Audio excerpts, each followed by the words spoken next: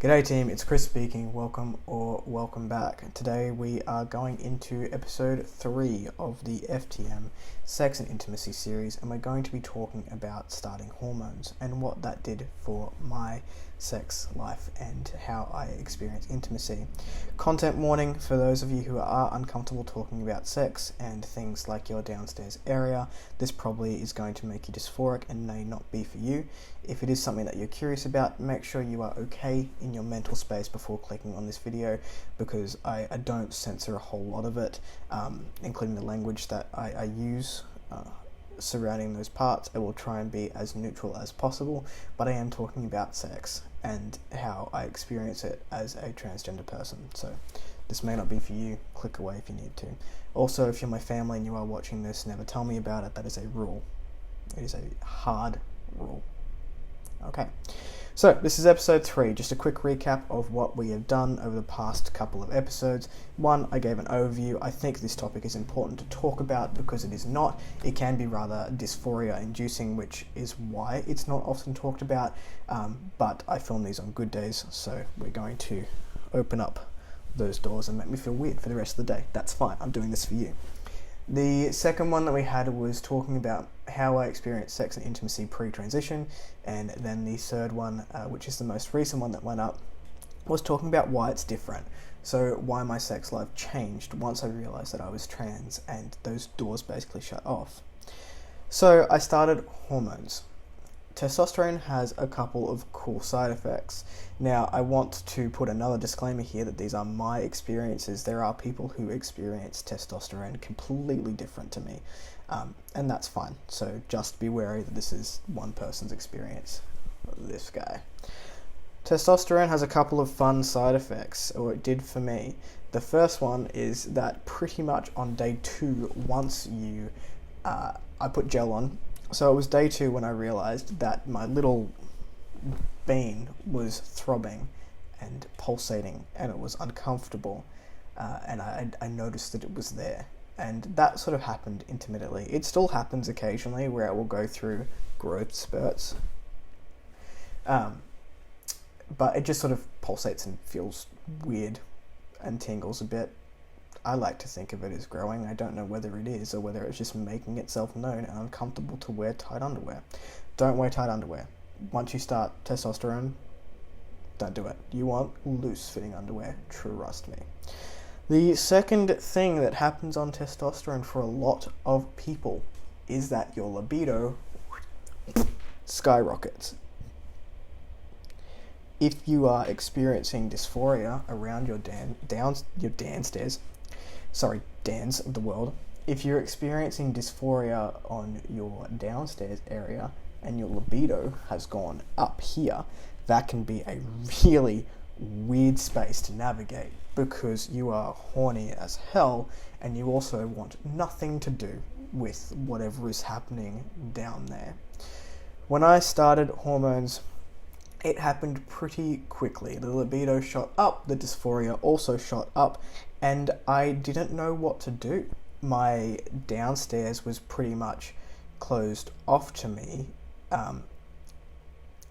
The way that I'd used it before, it just shut off, and I could not mentally fathom using that part of my body in the way that I had previously, or the way that I thought it was meant to be used previously. And some days I still have trouble with that. It's a lot better now, but basically when I was identifying as female, that was how I pictured that body part was meant to be used. Even when I was identifying as a lesbian, there were things that you did with that bottom part of your body. No matter how uncomfortable that I felt, I was still doing them because that's what I presumed you were meant to do. I now identified as a male. I was living as male prior to hormones, and I could no longer mentally get my head around using that body part in the same way as a male. And like I said, sometimes that still gets me. So what do? You're horny, you're dysphoric. It's very distressing. It is a distressing time for anyone who's gone on hormones, and it can continue to be if you have bottom dysphoria. And I feel really, I really feel for people who have bottom dysphoria badly, because I feel like a lot of trans people have it but can sort of work through it. But there are some people who just can't, and it must be awful, and I feel for you. How I got through it is I was basically the giver. Always. A lot. Sorry to my fiance, but it was a constant desire to just... There were very few times of the day when I was not thinking about sex. Thanks, Puberty 2.0. And yeah, I was just harassing my partner. When she said no, it means no. Everyone, it means no. You just go and be horny by yourself. But there are certain products out there that can help with dysphoria and getting your needs met. So basically what happened is I bought a couple of harnesses. I did a review of Rodeo harnesses. They were one of the ones that I was using because I didn't really have to look or feel around my downstairs area. We found a couple of products that worked for us, and also some sort of sleeves as well, which I might do reviews on depending on the rules on YouTube, and whether I can do reviews on that. So there are products on hormones that you can use when you're horny and dysphoric. There are little sleeves designed for female to male or trans masculine people,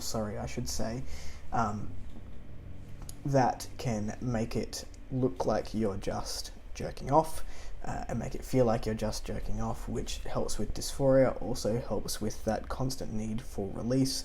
And there are definitely prosthetics that you can use with your partner that look realistic.